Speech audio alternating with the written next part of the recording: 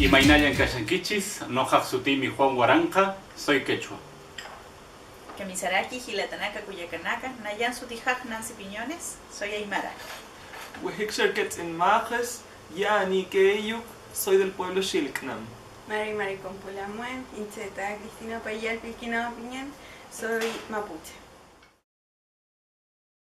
Nairita Masa Chiara Surulu, Yakita Masa Chupika Pankara. Shilknam Chonjikwaje, Pawen Majes Jikwa, Xoren Kartejauke, Ya Halve, Ulet Antunga, Kudemalunga Kalfulikan. Loro, loro, maitaj, kaitaja, monki.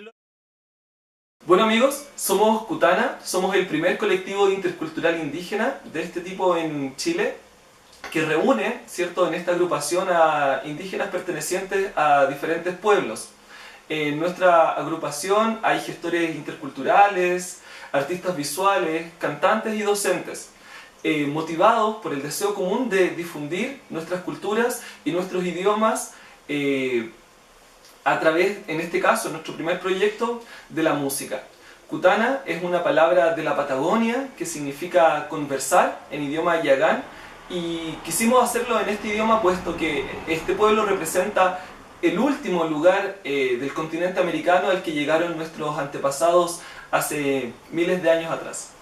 Bueno, les cuento de que estamos terminando nuestro primer disco llamado Ofrenda, el cual comprende e incluye 12 canciones del patrimonio tradicional de los 4 pueblos, y lo hemos fusionado con música electrónica, lo cual hace más cercano al público más joven y a los niños que quieran aprender también sobre nuestra lengua y conocer y difundir así nuestros conocimientos como pueblo indígena.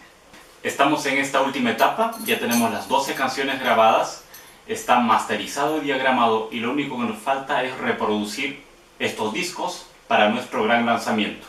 Los invitamos a ser parte de este proyecto. En la descripción del video van a encontrar las maneras en las que pueden colaborar con nosotros. Hay varias recompensas para los distintos montos que ustedes nos aporten. Y nada, dejarlos invitados para que sean parte de cumplir este sueño que para nosotros es muy importante porque reúne la cultura, las luchas y la visibilización de 4 pueblos. Guay, palomita, jori, canastita, jalcaya, guay, palomita, putka mayuchaya. Guay, palomita, jori, canastita, jalcaya, guay, palomita, putka mayuchaya.